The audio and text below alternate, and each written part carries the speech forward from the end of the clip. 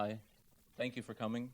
Okay, so first of all, thank you to Simon for inviting me. I think he said some of the things that I was speaking to him about, certainly that I'm honored to be here, and also not a little bit intimidated by being the next one on the lecture list after Mr. Caminada, whose work I admire greatly. And now that Simon has taken me around and shown me all of the fantastic architecture here in Geneva, including his own buildings, I'm also a little bit more intimidated. So I'll do my best, but thank you for coming. So I thought I might start with some general thoughts about architecture at large, and then talk a little bit about where I work in Ireland, and then talk a bit about the work. So I think working as an architect today, the question of place and of culture are kind of very important, right? And we can look at across the spectrum of practice and the various agendas that practices have. And I think in a way we can say that we might find two distinct, although across the spectrum, blended together approaches to architecture. On the one hand, you have practices who are interested in maybe international culture, who are interested in form making, who are interested in technology, and perhaps an idea about the international avant-garde. And then we have other practices perhaps that are interested in local culture, in the very specifics of place, in the contingent and perhaps the strange. As I say, it's a spectrum, right? But I think somewhere across that spectrum, there is a fine line between practices that value place and try to work to encourage its continuity, and practices which are perhaps not so interested in this, or are happy to leave those sorts of things behind. And of course, this argument, or this way of thinking or dividing practice in a way is not new. We see discussions about regionalism throughout architectural history, 19th century especially, but even in the 20th, we see, it's like the difference between Mies versus Alto, or early Corb versus late Corb, or Caesar versus MVRDV, right? That these polarities exist. And I think in a way, as an architect working today, it's very important that we kind of know where we sit on that spectrum. And of course, as you're probably aware, I choose very much to engage in a culturally specific architecture. I kind of prefer that term rather than a regional term, which seems somehow strangely limited to me, but being somehow specific about the culture that I work within.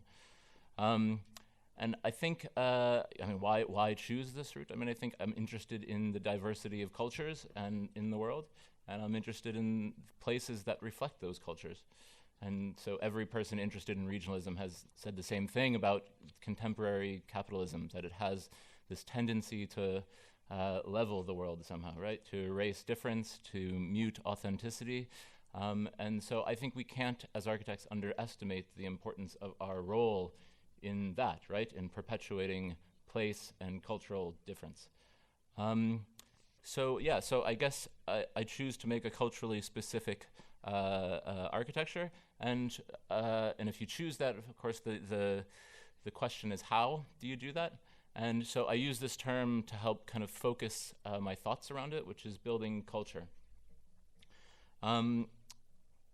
Certainly all architects would believe that all architecture, any architecture with a capital A, as it were, is certainly culture, right? Or a form of cultural production. So we might say that any building of any piece of architecture is also building culture. And as architects, we often tend to associate ourselves or concern ourselves with what we think of as high culture, art, design, civilization, its history. And of course, any high cultural analysis of high culture in any place, we see an intermingling of a kind of international or Western culture with local, and these two things come together in any place to make a kind of local culture.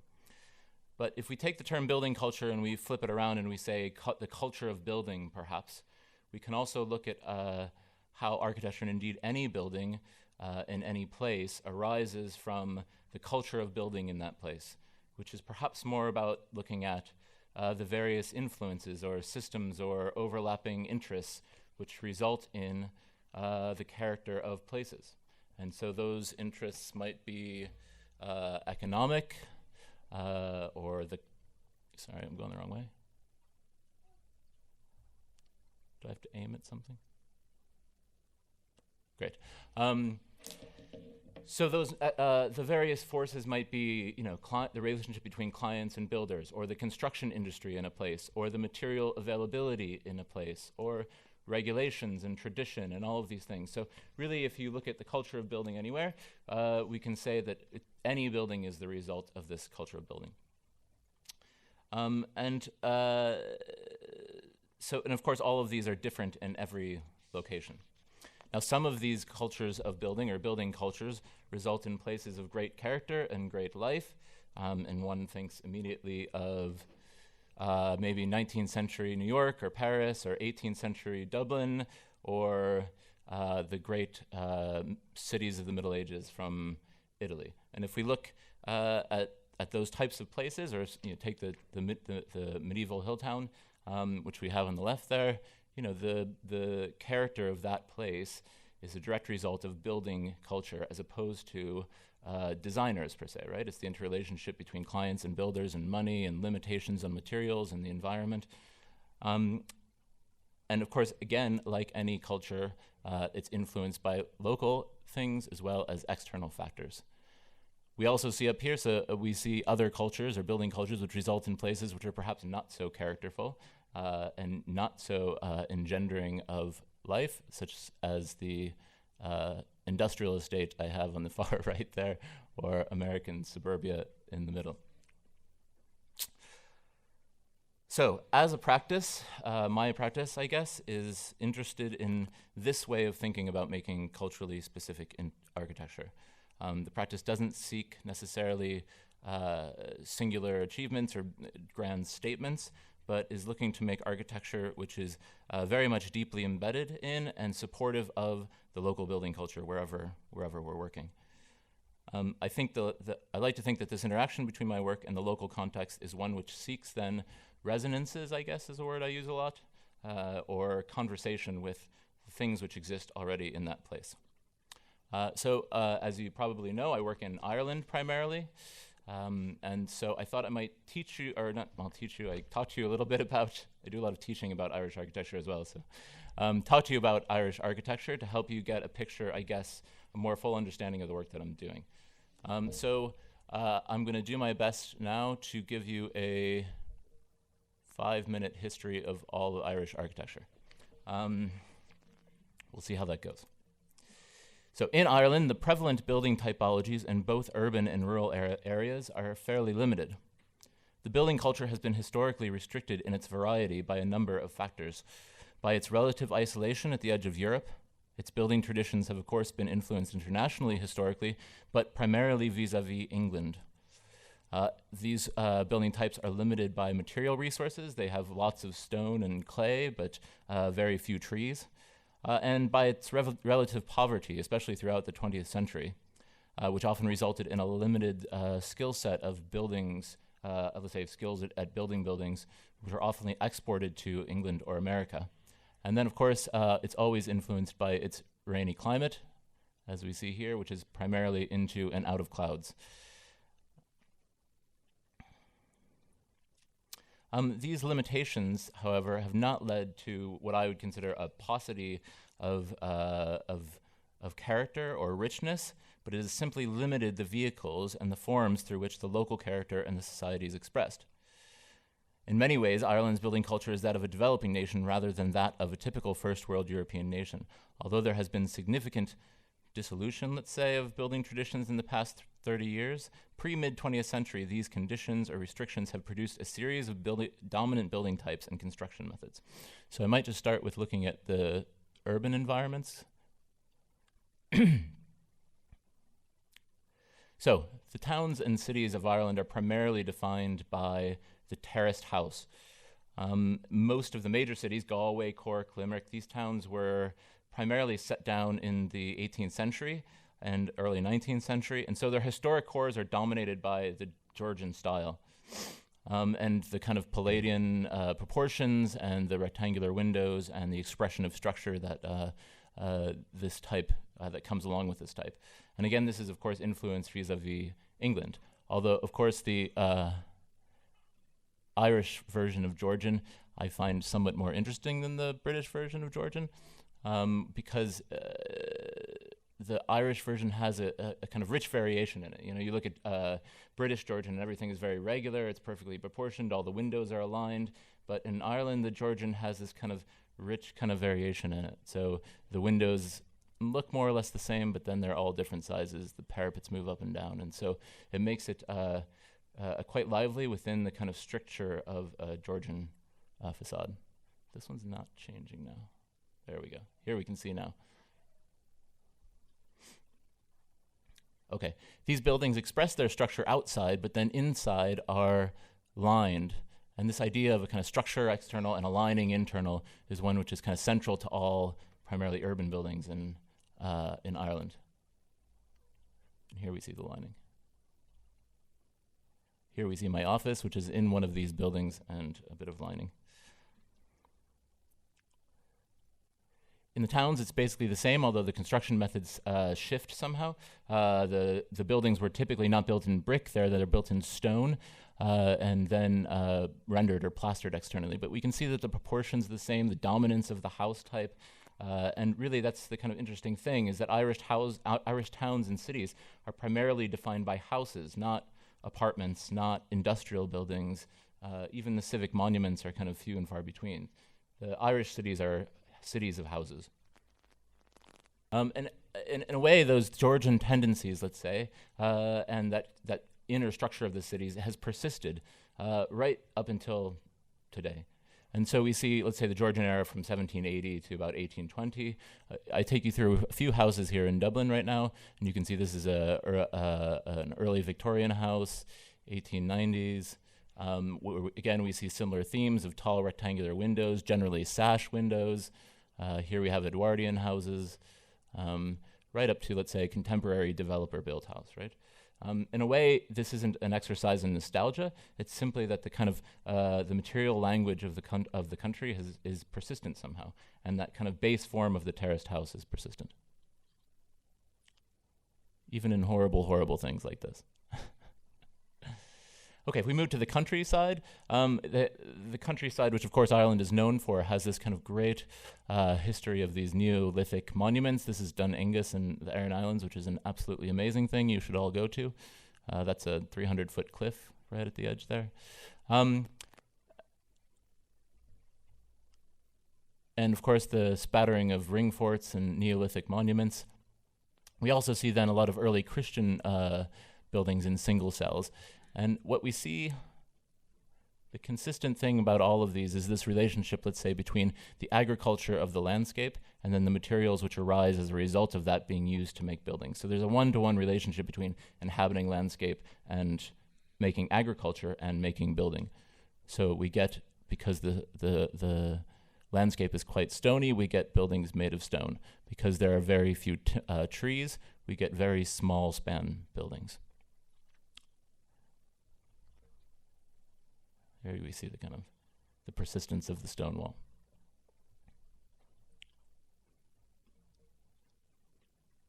And here we have that kind of direct relationship. So when we look at apart from the major monuments, when we look at the kind of small scale architecture, you know, this is what everyone thinks of in Ireland. They think of the cottage. In a way, it's a kind of cliche, of course, but in a way, it's also it's pervasive, it's everywhere. And really, again, it's defined by the limitations in material. So we get a dominance of compressive structures and very few elements which are, let's say, involved in bending or involved in spanning, right? Because, again, of the limitation of the trees. So what you tend to get in traditional developments is houses which are one room deep, because that's all that was able to be spanned. And then if we need more space, we go up a story, or we make a series of buildings around a courtyard.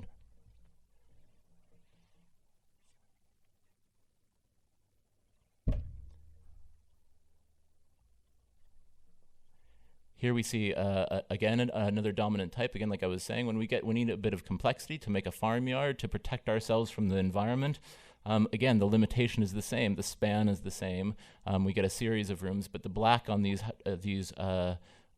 drawings here are houses, all arranged in a courtyard to create a kind of sheltered zone, a microclimate, if you will, within which to do agricultural work.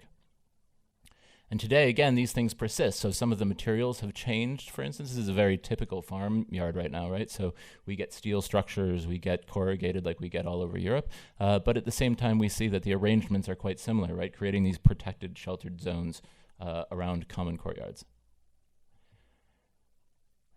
In terms of high culture or high architecture, for instance, we have these kind of great monuments, again, mainly from that era of the Georgian area, early Victorian era, and again, influenced by that kind of idea of a kind of Palladian architecture, the idea of these kind of pure objects, rational objects in the landscape. So from the large size, we moved down to something which is maybe much more common, which I would refer to this as the house of the middle size.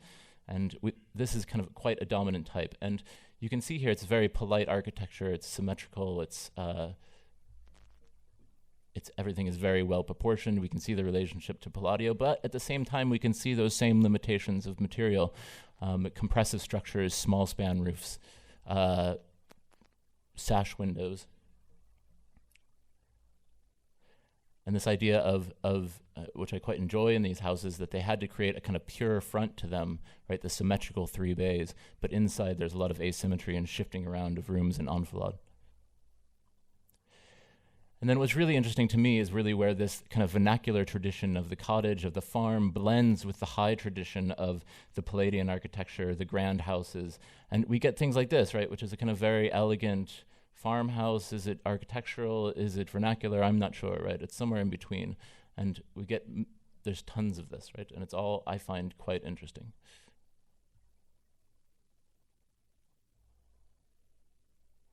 Here's the persistent cottage, a kind of horrible thing. You know, this is a brand new house. But of course, we see in a way that these material limitations still exist, right? So although we're building less in stone, really primarily everyone there builds in concrete block. It's the cheapest way to build there. All of our timber still comes from Scandinavia, just like it always has, right? The skill base around building buildings there is very much about concrete block, and very little about, let's say, carpentry and cladding and things like this. So these types tend to persist. Again, horrible things to illustrate the point, I guess. Okay. So what this brief survey does, like any survey of a type, is reduce the variation and richness of any building type to a simplified sort of icon. But what I'm more interested in is the infinite architectural ideas within these types, right? Not the standard definition of the type, but the contingent or the eccentric or the variety of the within the loose parameters of each type. The local variant, the structural error, the material replacement, or the geometric completion. So each building may belong to a type, but it speaks to an individual, a community, a history of collective knowledge, and what I would call a building culture. So, as I say, because all of these things still exist, in a way, this is part of the decision to engage in a building culture. I feel like one has to, and I have to, then engage in these buildings which exist, and for these things to become the kind of foundation for all of the work.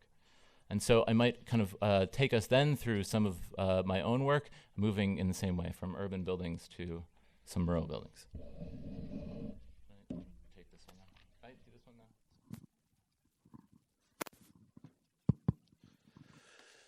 Okay, so the first project I'm going to show you is a building in a small town called Roscommon, and it's a place called the Vita House Family Center. And it's a counseling center set up by a religious organization, and is associated with this church you see here. It's on the most historically significant street in the town, and right adjacent to the most significant church they have.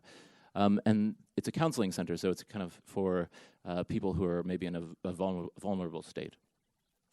So given the kind of context here of this kind of typical, again, terraced house like we see, but also the context of the church and knowing the importance to the local people there of these things, the idea of this building is to become quiet above everything else, right? To somehow disappear, to not make a statement, and then to involve itself as much as possible with the local existing architecture. So the site we see here is This is the kind of Abbey Street. These are those two buildings you saw on either side, and this was the site. It was to extend this building here to the rear with facilities for counseling and a large meeting room. This is my favorite picture of it because it's kind of gone, you know? And this is how I like to think about the building. This is my second favorite picture of it, really. And I would just point out then that idea about resonances or conversations, you know? The building to the left is not a good building, but somehow I was interested in adopting its architecture, right? Its pitch, its eaves height, its ridge height, the idea of these windows, right? So that at every point the building is not really about me or about me as an architect, it's about the town somehow. You can see also in the buildings across the street that there's this kind of coursing which happens a lot of time in plaster work, and so that became a kind of organizational principle of the facade, right? Tall, simple openings with this coursing line, and then the windows shift and have this slight asymmetry that we saw often in the urban buildings. The structure then, what you see is structural, and I'll come back to that idea maybe in a little bit. The building is a kind of simple exterior which contains a variety of rooms, and then the structure moves up and down to speak somehow about the rooms which are contained behind it. Here you see it in the context.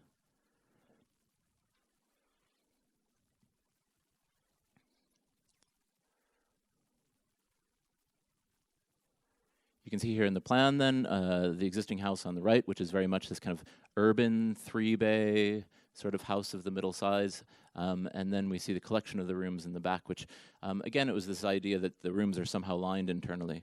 And so we get slight curves for the counseling rooms.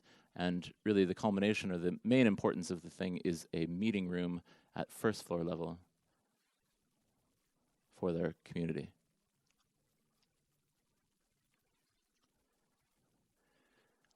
So all the rooms are lined, including the ceilings, in a way just to give a kind of structural element to the ceiling. And then the main room here is a dome, which of course is the foundation of the organization is religious, and its context is somehow religious. And so in a way, when you arrive back up at this room, you look back out of the window up to the church, and that whole thing kind of makes a complete circle, I guess.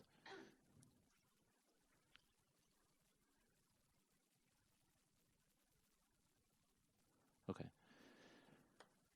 The second building I want to talk about is not a building yet. It is a competition that I won.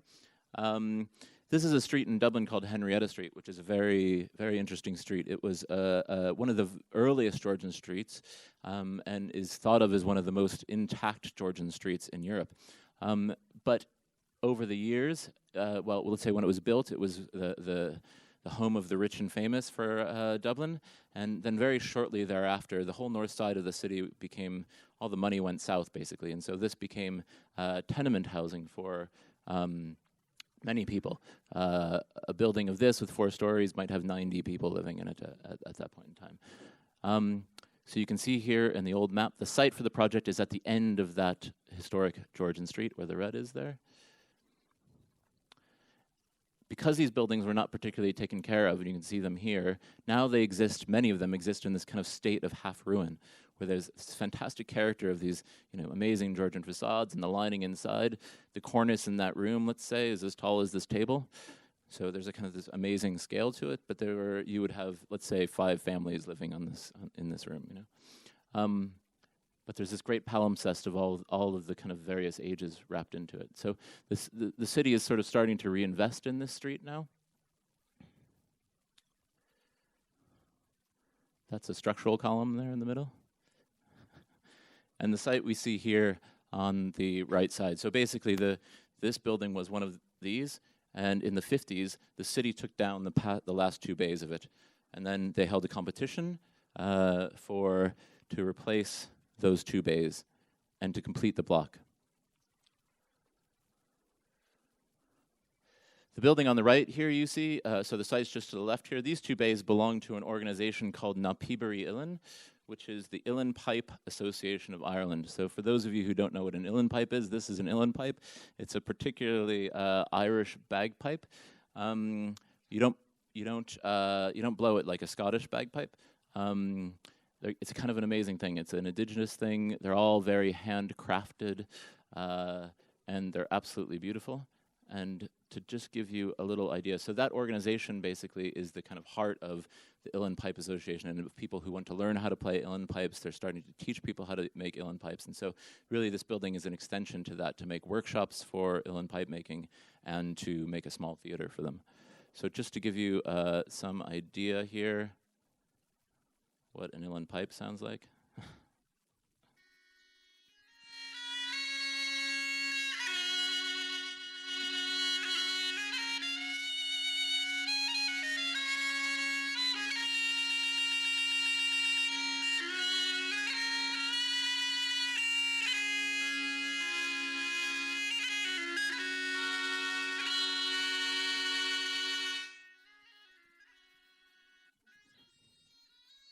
It's always the best part of my lecture, really. It's all downhill after that.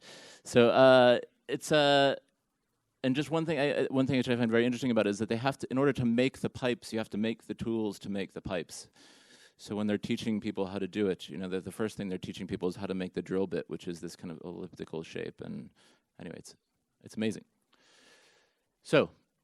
How to intervene on this extremely important street for this extremely important and culturally rich organization. And I think, to me, the one of the most powerful things about Georgian streets is the kind of rhythm of the windows, right? And so in a way to replace the missing two blocks, I found it very important that somehow we would maintain the rhythm of the street to the end.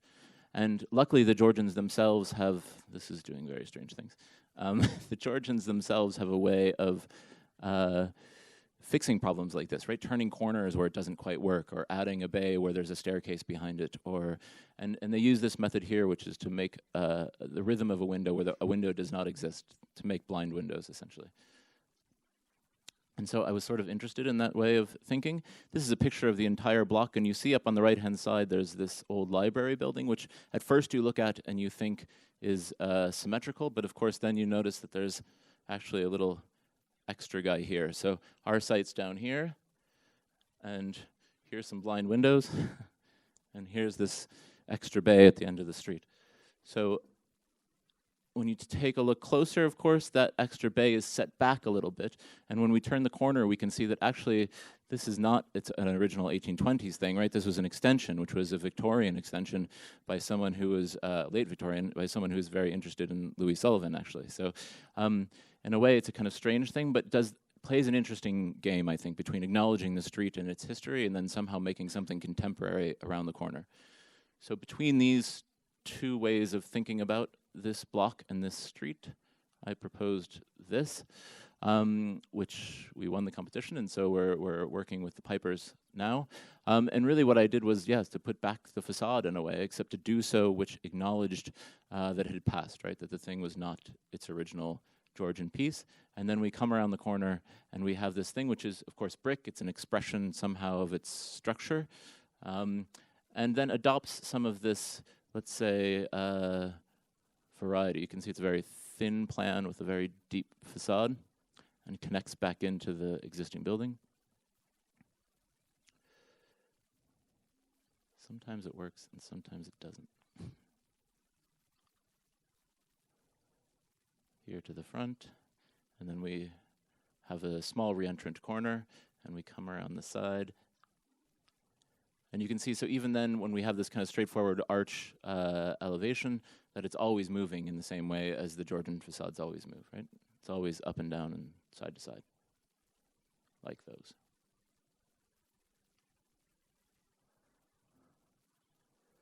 And then there's the small theater building to the back, as I was saying. So this will be primarily used as kind of a workshop.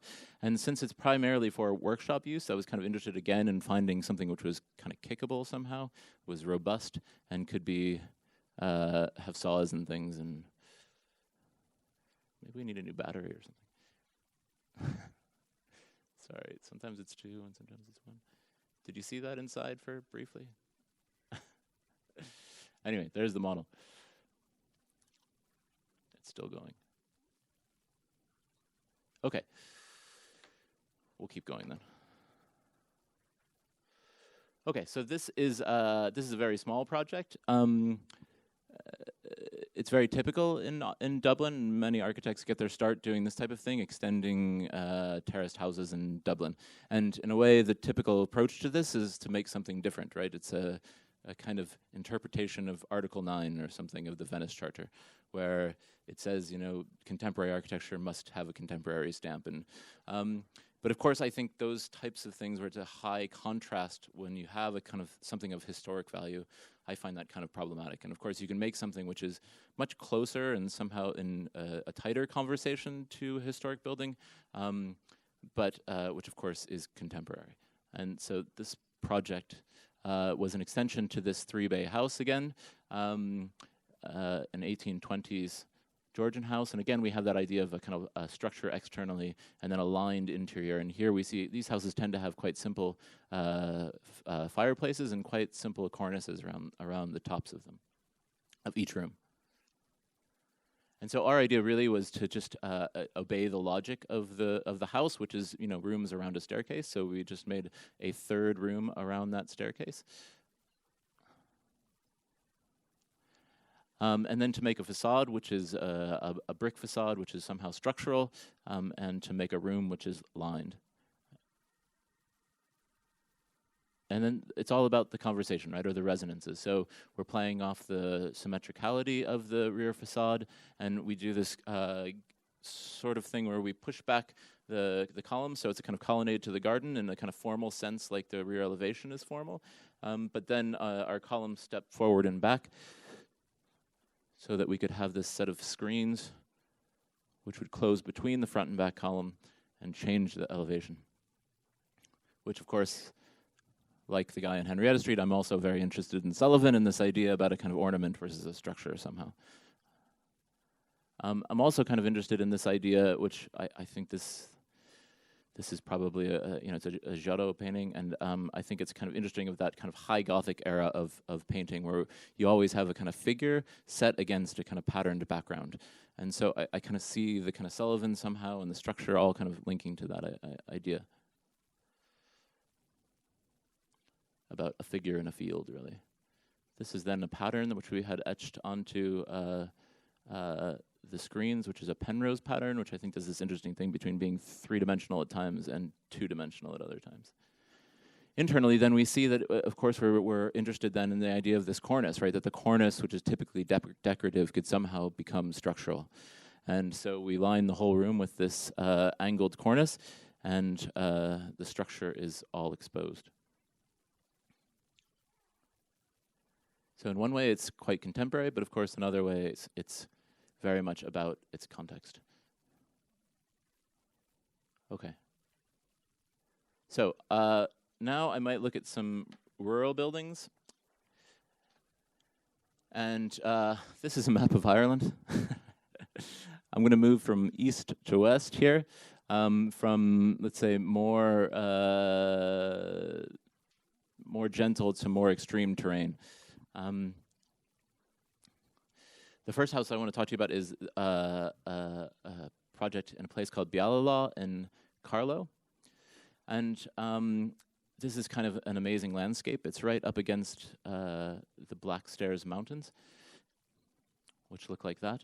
And in Carlow, in this part of Carlow, they have this amazing tradition of using granite for everything. It's just like everywhere is granite. Every stone wall, every gate, everything. So all of this granite you see was just on site, just kind of lying around, basically. So we had that to work with. And there's the site tends to move like this, right? So it's an amazing view of the landscape, and then, of course, that landscape disappears into a cloud, just like I said at the beginning. Unfortunately, I was given this to start with, which is another horrible... I'm showing you guys a lot of horrible things, I realize now. This one is particularly horrible. There's a rule in Ireland to build in many of the landscapes. You have to have what's called a local need, which means you have to be living and working there. And so a lot of times people will buy houses like this, which they will not be able to knock down, but then we have to convert them, right? Because ideally they would want a new house. So it's this kind of strange paradox where you're stuck with these things. But at the same time, in a way, it provided a kind of anchor for the site in this case, and an anchor for the project. The kind of vernacular buildings in this part of Carlo, they aren't such, especially the farm buildings, they aren't so firmly square around a yard. They're very loose, right? They follow the contours of the land, and so they always have this slightly informal relationship to each other, right? Everything is not quite square. So here we have our site plan. This is the existing house, which I was stuck with, and this is the extension. And straight that way, about 2 miles, is the biggest mountain in the area called Mount Leinster. And so I was interested in this idea that we could have this kind of slightly informal relationship, right? That the two could shift off of each other, but that they might somehow be related. And so you can see in the model that I took everything for the new extension from the existing house. All these things were defined for me somehow. I remember seeing a lecture once by Miroslav Šik, who is, I know teaches up north, and he was talking quite firmly about taking on the language of his enemies. And that's how I feel here, right? We're taking on things we don't want, but somehow we're making them good, right? Or giving them purpose. And so the width of the building, the size of the gable, the size of the ridge, the eaves, all of these things were given to me. And if we look at the structure, then I was trying to find some way to justify those forms vis-a-vis structure. It always goes forward. So anyway, so you can see here, this is the existing house, which we somehow tried to kind of clean up. We got rid of all of the excess stuff in it. And then really the extension was just one large room in 3 bays. And then to do that in a very simple, almost primitive sort of structure, right? The most primitive types of timber roofs we find are just straight rafter roofs, right? Sometimes ridge-supported rafter roofs. And so that's what I began with, was a ridge-supported rafter roof. With overhangs, though, because we can now get longer timber from Norway. Here you see that kind of granite wall somehow holding it down to the ground. Here you see the thing that I was given, and here, in a way, all of this language was taken really from that somehow.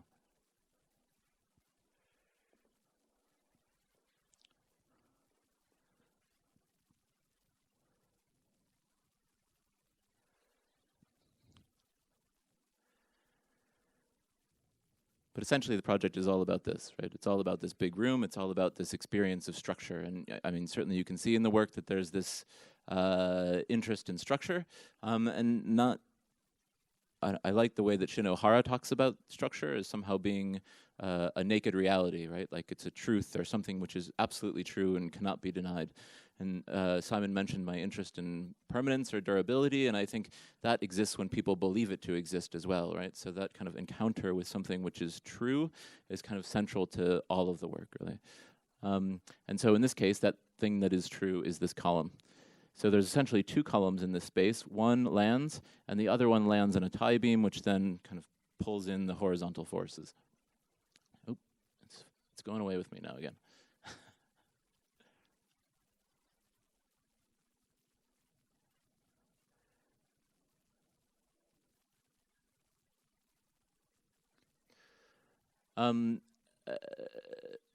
The idea of these windows then is, well, it's twofold. One is this idea that, well, we're not doing the typical window, right? We're hanging these windows somehow off of the eaves, and that then they would be, feel like they were somehow like a curtain of window. And so they're extended past the ope. The ope is defined internally, and then they kind of roll past, so they feel somehow like a curtain. And the design of those windows is something, again, which is, of course, refers to something else. And we see here typical glazing bars. What I find interesting about this is an evolution of mullions, really, right? But what the common thing is, and this is a picture from my office again, is that although we need this much timber to hold the window together, we do what we can to have light reflect off either side of that window and have this central part as slender as possible so that we diminish the effect of that frame, right? So nowadays we look at windows, right? We just get a square. Right? We get a big square that's big enough to hide the double glazing spacer bar. And so the idea here was to somehow fight that and to say, well, how can we make the perception of that window more slender, right? So all of the windows are custom made to this profile. And they do the same thing, right? They essentially reflect the light off the sides to get you this kind of ultra thin structure. There's a bit of that granite that we found on site. This is how we determine how low the eaves can go. And you see then when you stand in the room, the mountain is subtracted. And when you sit in the room, you get the kind of full. Okay, this one I might speed through. So we're moving west now. We're in Galway. And this house is kind of interested, well, in a way it's suburban, right? It's in a town called Tuam, or they say Tuam. I've got Irish people here, so I have to say things right now. It's Tuam. And it's in the suburban Tuam. And in a way, I want to come back to this 3-bay house, and the one which is more a kind of on the vernacular side. You see these types of things where they extend the agricultural buildings around it to give it a sense of grandeur, but essentially it's a small house with the kind of formality about it. And we see that in many, many forms, as I mentioned before. This is a house in the town, which I find kind of amazing, where often we see it divided between a lower world, which is about the public rooms, and then an upper world. And then also this idea that there are moments around doors or windows or things where we get ornament. But apart from that, it's limited by all of the other things we mentioned before. And again, I'm kind of interested in like all of the varieties of this thing, right? That all the variations within this kind of very simple, very elemental type. Okay, so this project is in progress. Really, it's we're going to planning permit right now, so it's not quite worked out. But I just want to talk about it then in terms of this kind of tradition of the 3-bay. So the site here is this strange parallelogram, and so we're beginning with this kind of 3-bay type, and then bending it into the site. The house is for a family whose son is in a vegetative state, and so the whole ground floor really has to be openable to get a wheelchair around in and out of all of the rooms. And so between this kind of strange site and the particularities of the program, we end up with a plan which is like this. And the primary idea is, well, yes, we might address the strange parallelogram nature of the site by addressing it here and gaining space on the sides, but also that the bend might get him a view to participate in the public world of the house, even though he can't do so maybe physically, right? That he can look from a bedroom through to a kitchen. And then upstairs, it takes on this kind of more formal 3-bay, 3-room, connected kind of enfilade arrangement. Constructionally, then, it's kind of fundamentally different, right, than all of these types of houses. It adopts a kind of a contemporary construction of heavy blockwork, external insulation like you would find anywhere. We'll get some Norwegian timber in here, and then the internal is somehow tectonic and expressive, and the outside is about its context and its reference. So this is kind of an internal perspective, and we can see that kind of shift which we gain from the plan, and also this idea that then the structure is all expressed internally since it can't be externally, and this idea again about lining, which I keep returning to, right, the relationship between a structure and a lining, and in this case then the lining exposes perhaps a quite simple blockwork construction. I mentioned to Simon about the difference between typical construction rates in Switzerland versus Ireland. So a lot of these houses, you'll see that this one, the next one, and the one after that are all built for between 1,200 and 1,500 a square meter. So they're all done quite simply and trying to make the most somehow out of the basic construction, standard constructions, and turn that into something else. Here's the view. Then the bed would be in the back there and looking in towards the living room here.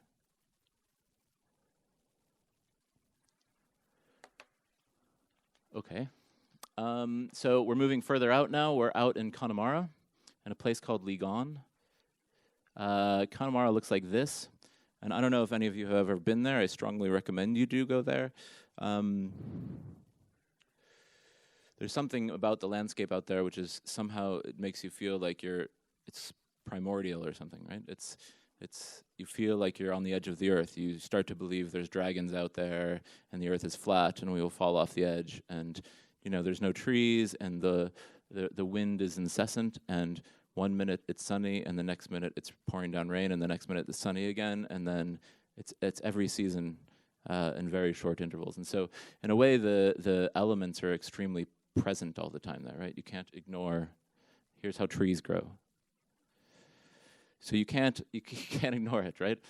So we built a house on a site right next to this, and this is one of those typical Irish farmyards I showed you a plan of earlier, and it's these forms evolved over many generations in response to climate and culture and material and all of these things. And the people who live here, of course, understand that, right? They see the form, they know what it means, and so I guess I'm kind of interested that these things exist, and that we can connect to people who are not architects, right? That we can have an emotive effect somehow on them by engaging in these kind of typical and dominant forms. So I'm interested in it as a kind of emotive thing, not in a kind of nostalgic way, right? It's here, and so we can use it. So here's the plans again of those. We all know those by heart now. So here we have that thing I just showed you. This is south, actually. Sorry, it's not oriented right, but this is south. So those yards tend to face south to get as much sun as they can to make that microclimate. Here we have a typical house of the middle size, and then here we have really a spread of kind of bungalows, right, which is a kind of UK type, which has inserted its way into Ireland in recent years. And here we have our house, which is essentially on what was a farm field, and you can see all I'm doing is making something which is 1 room deep to make a courtyard to face south.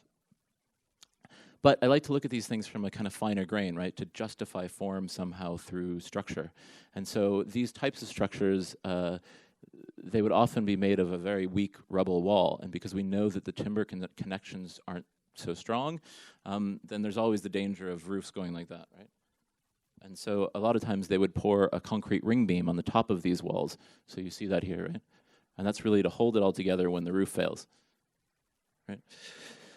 And so those types of things are used everywhere. You always get a concrete ring beam to kind of withstand horizontal forces. The other thing we have, there it is. This is a wall right next door to that, and often you do get this kind of blend of all of these different types of construction, as these buildings were changed over time. And you do get a dominance of concrete, but it's this really kind of messy concrete, which frankly I love. It's put together in lifts. It's no one's worried about bowl holes or anything like that, but it's very evocative, I think, and very interesting. So here's our plan. We approach from the road here, come into an entrance courtyard, and then we come along. And again, you can recognize the form, right? That it's this kind of 1 room deep thing around a courtyard. But then that thing I mentioned before about this blend between the vernacular and the formal, or the high and the low culture. And so I was interested that somehow we might take this thing, which is kind of a low vernacular form, and then to give it a certain formality, right? To bring some sort of high culture to it. And so that's the kind of idea of this kind of extremely formal colonnade, and then these kind of slightly grand chimneys. Here we see the kind of primary idea of the house, though, is that it's a kind of masonry construction, and that we bring back the idea of this concrete ring beam.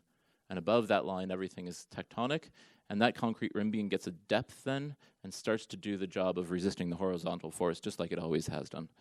In our version, though, it starts to take on the gutter as well.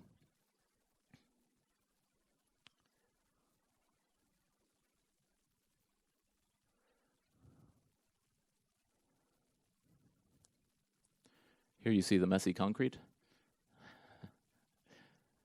I just told the manufacturer, the messier the better, right? I want this dimension, but however messy you want to do it. And again, the idea that this is somehow a very local exercise. This project was built by the client's brother. All the material was sourced locally. The concrete guy lived down the street. It's all very much about this kind of local conversation.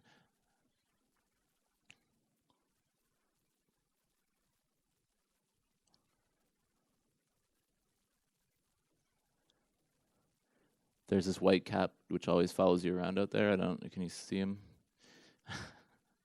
It's always a little freaky. Here you can see, though, then those concrete beams then. And we get this one moment where it's tied, but the rest of the time, they're primarily about resisting the horizontal thrust of this open and quite simple, and again, quite primitive rafter roof.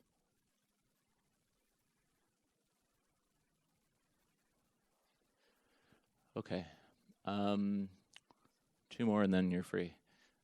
So we're going out again, Clifton, and this one has a map here because, so Clifton really is the edge of the earth. It has the word cliff in its name, so you know. And this is where Dublin is, and this is Clifton, and this project is really about a kind of relationship between 2 projects on either side of the island. One built in 1755 by William Chambers, and one not built by me. Here's Clifton, so we've passed, it did it again. Oh. Okay, so the site's here, it's on a floodplain, and this is Clifton, and it's a bit more built up now, and really the town is starting to move out along the river there. But the site that we had was on a floodplain, and so only one small portion of it was high enough out of the floodwaters to allow us to build. So what we know then is that although the suburbia will spread around the site, that our site will never be built next to, right? That we always have this kind of isolated island within what will be the suburbia of this town in the middle of nowhere.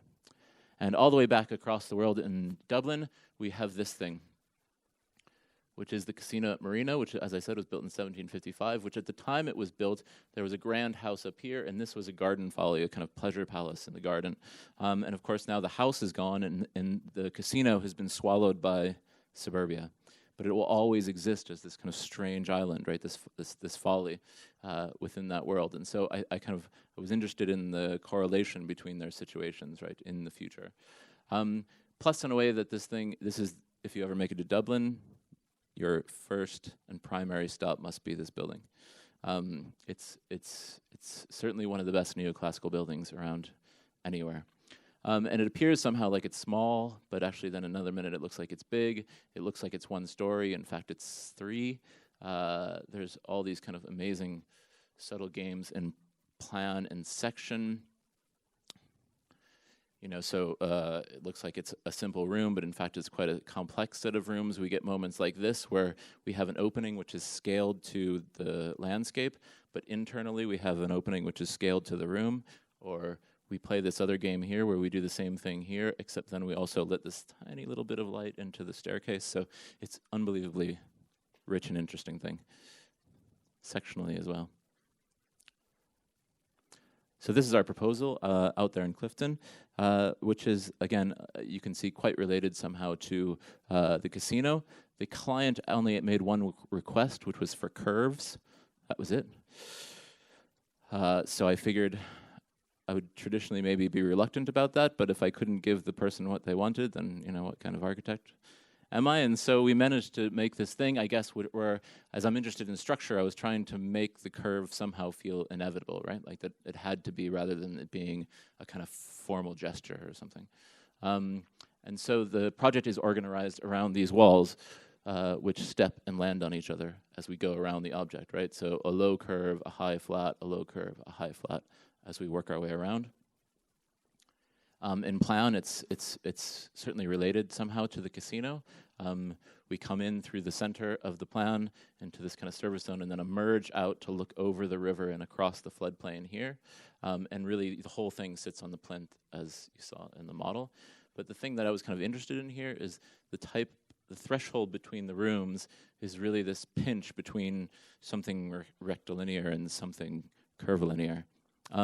Structurally then, each of these points, there's a beam from each of these points to connect across, and then the floors are made, but at each window at an upper floor, there's a gap back down. So we're starting to play some of the same sectional games that we saw in the casino. And upstairs, everything is an enfilade, again, like these houses of the middle size. So you can start to see each of these gets light from up above, and that drifts down the curve.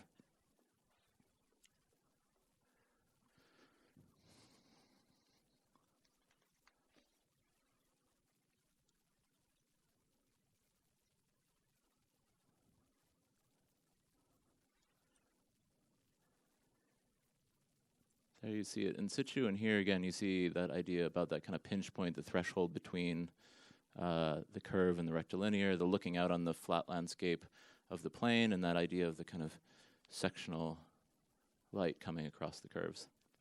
There's that pinch. And that idea somehow that the curve must be. Okay, and last but not least then is another not built project, but we're working on it right now. It should be on site in May. And if you thought we couldn't get any further out, you were wrong. We went past Clifton by about a mile. And we're out here on Clifton Bay, which is really the middle of nowhere. And this is it. We've reached the edge of the earth. And again, I was given one of these houses, which I can't knock down. And so, again, it's the same idea, right? That somehow we can use this thing and that we can make a whole out of the parts somehow. So the idea was to strip it of its bay and strip it of its roof, and then to somehow unify what is new and what is old again by making a new roof.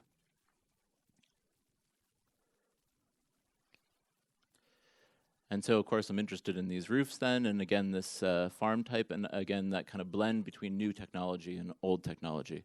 And so one of the other predominant rural building types is the kind of tin shed with the red iron oxide paint.